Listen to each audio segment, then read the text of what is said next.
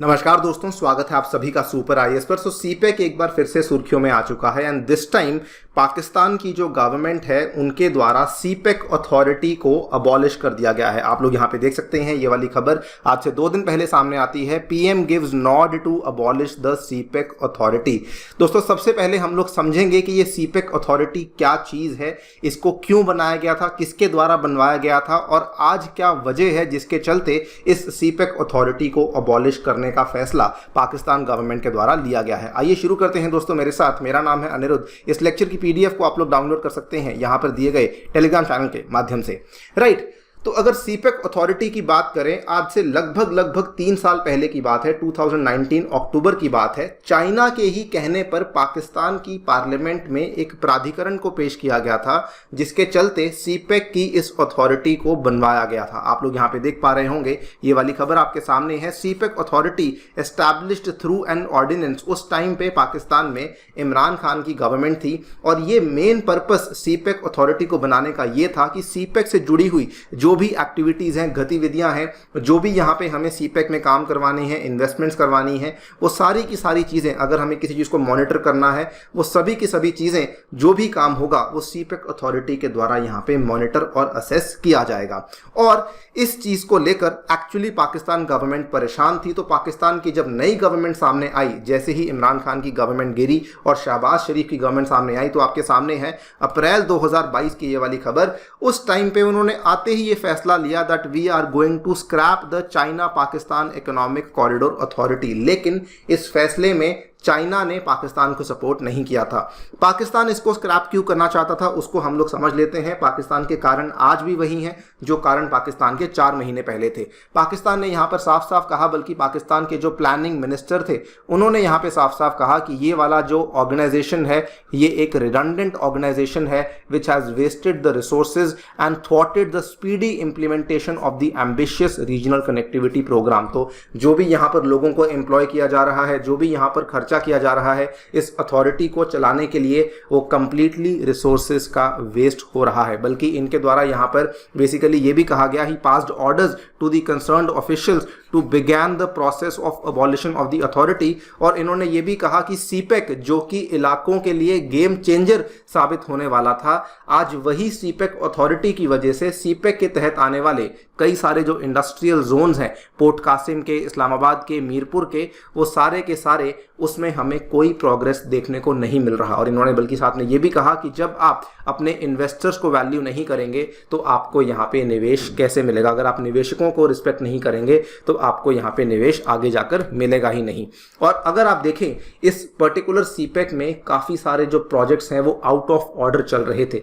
यहीं पर यहाँ पे इकबाल ने बोला कि over 37% of the installed capacity of the CPEC power projects was out of order, क्योंकि यहाँ पे पेमेंट ऑफ ड्यूज नहीं हो पाई थी टू दी चाइनीज इन्वेस्टर्स। और इसके लिए भी कहीं ना कहीं सीपेक अथॉरिटी ही रिस्पॉन्सिबल है। अगर आप देखें टोटल जो पेमेंट ओवरड्यू हो चुकी है वो लगभग 300 बिलियन पाकिस्तानी रुपीस के आसपास जा चुकी है। और इसमें जो ओवरड्यू अमाउंट है दैट इज अप्रॉक्सीमेटली 270 बिलियन के आसपास। और इसमें अगर आप देखेंगे चाइना काफी खर्चा कर चुका है, लेकिन चाइना को उसके बदले उसका आरओआई नहीं मिल रहा है। यहां तक कि कई सारे जो कोल पावर्ड प्लांट्स हैं जिनको कि हम थर्मल पावर प्लांट्स बोलते हैं, because of non payment of dues वो यहाँ पे बंद भी आपको होते हुए देखने को मिल रहे हैं। हुबको में, साहिवाल में, पोर्ट कासिम में many coal fired power plants have closed due to non availability of the fuel. तो ये सारी की सारी प्रॉब्लम्स देखने को मिल रही थी। बल्कि साथ में कई सारी टैक्स पॉलिसीज थी जो कि यहाँ पे चाइना को डायरेक्टली हर्ट कर रही थी। इसका सीधा सीधा उदाहरण था एक बहुत बड़ा प्रोजेक्ट था जो कि चाइना के द्वारा पीओके के क्षेत्र में बनाया जा रहा था सीपेक के अंतर्गत,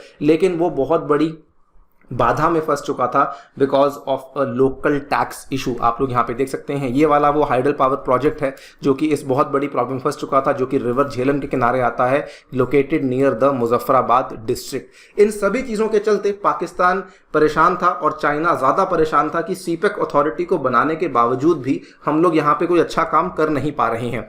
और बिकॉज चाइना परेशान था तो एक्चुअली चाइना ने पिछले साल की बात है सीपेक अथॉरिटी के जो हेड थे उसको भी जबरदस्ती चेंज करवाया था अपने कहने पर कि एक ऐसा इंसान बिठाया जाए जो कि चाइना के बहुत करीब है, जो कि चाइना की हर बात को माने। लेकिन चाइना कभी भी इस अथॉरिटी को खारिज करवाने में, स्क्रैप करवाने के फेवर में नहीं थी। और अब आपके सामने ये वाली खबर आती है अगस्त 18, 2022 की, PM gives nod to abolish CPEC authority, क्योंकि इस बार एक्चुअली चाइना के द्वारा बेसिकली पाकिस्तान को इजाजत दे दी गई है। आप यहां पे देख सकते हैं, वेडनेसडे की बात है, पाकिस्तान से ये वाली मीडिया रिपोर्ट सामने आई कि PM Shehbaz Sharif has decided to abolish CPEC authority, लेकिन जो डिसीजन था it was subject to getting the consent of China, और चाइना के द्वारा अब फाइनली इस चीज़ को मान लिया गया है, बिकॉज चाइना इस चीज़ को मानता है कि हम दोनों दोस्तों के बीच में जो बेसिकली रिफ्ट है वो काफ़ी बढ़ चुका है। 60 बिलियन की हमारी इन्वेस्टमेंट है, और अगर हम लोग अब पाकिस्तान की आज बात नहीं मानेंगे तो उस केस में जो ये रिफ्ट है ये और भी बढ़ सकता है। चाइना के जो फॉरेन मिनिस्ट्री के प्रवक्ता हैं वांग वेनबिन, इन्होंने कहा China understands the efforts of Pakistani side dedicated to integrating resources, improving efficiency and adjusting institutions। ये बेसिकली एक तरीके से चाइना के कहने का मतलब है कि ठीक है, अगर आप लोग यहाँ पे अथॉरिटी को खारिज करना चाहते हैं तो आप लोग ऐसा कर सकते हैं। Coming to the next question कि क्या सीपेक बहुत बड़े खतरे में है? दोस्तों इसका आंसर इन माय ओपिनियन जी हाँ, सीपेक एक्चुअली काफ़ी बड़े खतरे में है, बिकॉज पिछले साल सवा साल से सीपेक को लेकर बहुत सारी सिक्योरिटी रिपोर्ट्स सामने आ रही हैं। बेसिकली पाकिस्तान जो है वो सीपेक के ऊपर काम करने वाले कर्मचारियों की सुरक्षा को यहाँ पे निश्चित नहीं कर पा रहा, जिसके चलते चाइना काफ़ी परेशान हो चुका है। And that is why China has been getting increasingly critical of Pakistan failure in protecting hundreds of Chinese workers, जो कि टाइम टू टाइम जिनके ऊपर अटैक्स होते रहते हैं। इसमें सबसे आगे अटैक करने में बलूचिस्तान लिबरेशन आर्मी है, जो कि रिसेंट अगर आप देखें अप्रैल की ही बात है, वहीं पर एक बलूच लिबरेशन आर्मी के द्वारा सुसाइड बॉम्बिंग करवाई गई थी कराची यूनिवर्सिटी में, जिसमें 4 लोगों की मृत्यु हुई थी, जिसमें से 3 लोग एक्चुअली चाइनीज नेशनल्स थे।